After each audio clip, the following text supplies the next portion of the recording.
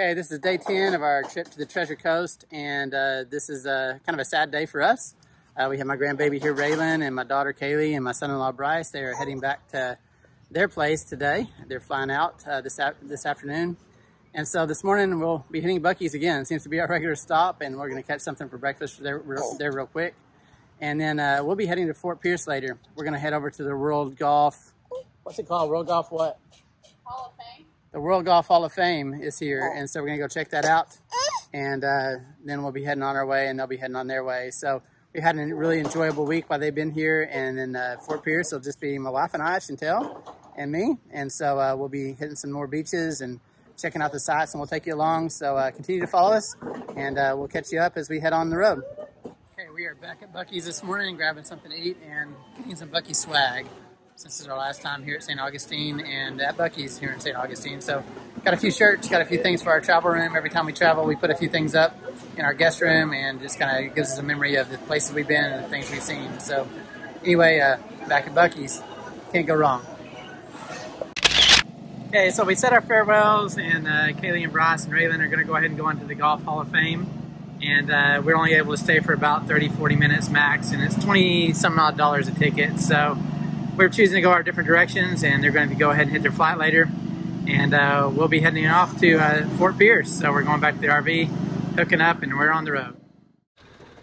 Okay, we just arrived at the RV park in Fort Pierce, and we have traveled since we left home over 10 days ago, 1,575 miles from home. So we put some distance behind us, and just as we showed up, it started raining, which it seems like it rains every day since we've been here in Florida, and maybe that's normal, maybe that's just seasonal, I'm not sure. But anyway, it looks like we might be setting up in the rain here in a little bit.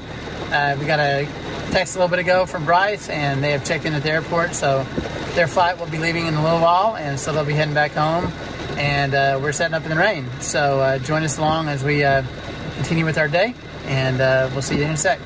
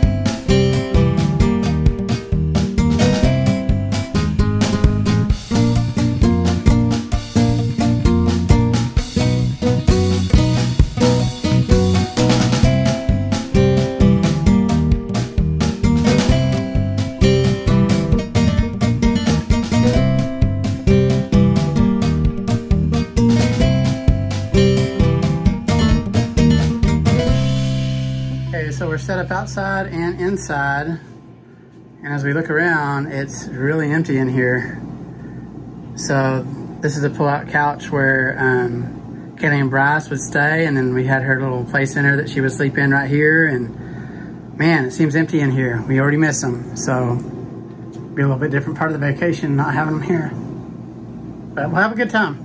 So we're gonna miss them, and I know Kaylee and Bryce will probably be watching this later, and we love you guys, so we appreciate y'all coming down. So we're going around this area over here, Army Corps of Engineer Park, and we just saw these manatees swimming right here. They're sticking their noses up in the water, or out of the water, and breathing. There's 3 of them. There's one right there. You can see him there. There's 2 right here, just with their backs against the water. One's sticking his nose out right there at me. Can you hear him? There's another one. They feed on seagrass. A lot of people call them sea cows.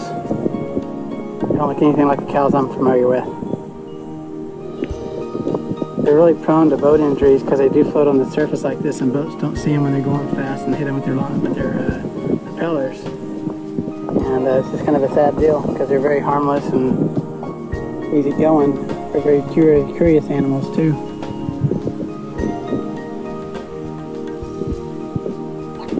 Rolling right there. I don't know where his buddy went. Saw some swirls over by him. Oh, there we go. I saw a flipper. Oh, another one come up right there. He's rolling on his back. Oh yeah, there we go. He got his flippers in his mouth. Oh wow, that's cool. That's pretty cool. Okay, so the previous beach we were just at had a pretty huge drop off going out into the water. Not a very populated beach, but a lot of pretty fancy houses on the shoreline. So I just don't think it's a real public area, which I'm okay with that. I don't mind secluded beaches and stuff. I may still go back and maybe throw the metal detector around sometime while we're here just to kind of see what's over there. But we came over to Vero Beach, and this is Humiston Beach. It's got a really nice park area here and free parking, and looks very family oriented. That's what I heard about previously from a guy that was locked out of his camper at our campsite. He got some breakfast and coffee with us, and he told us that you know, like some of the beaches in Texas, so a lot of partying and drinking and a lot of teenagers and stuff, and the beaches in this area aren't that way. In fact, they don't allow public consumption of alcohol or anything here. It's real family oriented, and so you just don't see that type of thing here. It's probably why it's not built up like you see around Virginia Beach and stuff. You go there and there's bars all up and down the streets and all sorts of t-shirt shops and different types of things. And so it's just a different atmosphere around here. So let's get you to take a look at what we're seeing. So we're just kind of coming across through the dune area here. Dunes are always protected, so they get in trouble if you're out on those things. Got a historical marker, it looks like, over here too. So yeah, much more public here.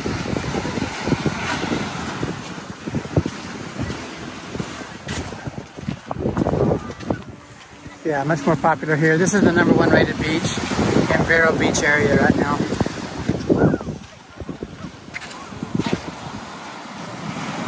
Got some dive buoys or something out there. Somebody's got out there. Like they're snorkeling maybe. Artificial reef is located near the shoreline. Oh, between the buoys. Okay, so right there, those buoys, I'm gonna zoom up on it. You can see right up there. So artificial reef out there, which means there's probably some pretty good snorkeling right there. So we brought our snorkel gear. We're missing a mask though. If we do that, we have to get another mask for Chantell. Not sure where the historical marker is they were relating to. Maybe it's down here at the end, I don't know. Okay, so there's a marker here. So let's see what it says here. Homestead Park Boardwalk. It's 450 feet. So here we go. Breckenshore on 30th of April, 1894, the British steamship Breckenshore, formerly the Numata, bound from New York to Tampa, stranded on this offshore limestone reef, leaving its boiler visible above the waves.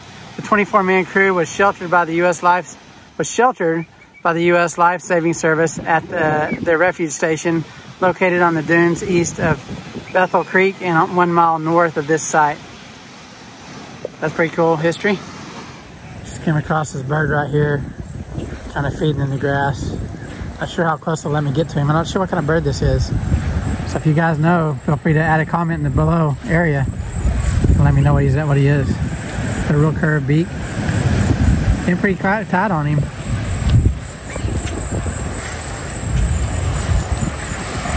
Right now he's not too alarmed by me.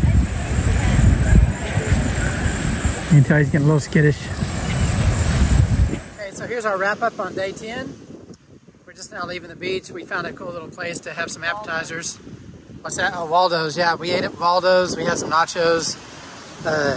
It's a seaside restaurant, and looks like it's got a motel and swimming pool and stuff for their guests. So we ate there, and we were about to head back to the RV and get an early start in the morning. So the cool thing is, I talked to a guy that was metal detecting down here. This is one of the reasons I wanted to come this way. He said from this point all the way to the Sebastian Inlet is known for at least 3 confirmed Spanish galleons that have sunk off the coastline over here, and their treasures wash up regularly on the beaches around here. Is there a chance I could find something? Maybe. What's the likelihood? Probably not, but at least you can get out there and know that there is treasure that's found out here from time to time. And so anyway, if you're gonna be out walking the beach, you might as well have something fun to do while you're out there. So we'll be out here at about 7:15 in the morning, and that's low tide. And we're actually here about low tide right now, so the water won't be out much further than it is now. But at least I kind of have an idea on where the likelihood is to find something good in the sand. So we'll do that in the morning. So Katie, Bryce, if you're watching this, and Raylan, which I know you don't understand me at this time, you're still too young. We love you guys, we miss y'all. We hope y'all made it home safely. And keep in touch and keep watching the videos. You'll see kind of what we're doing. Wish you guys were here. All right, we'll see you guys next time.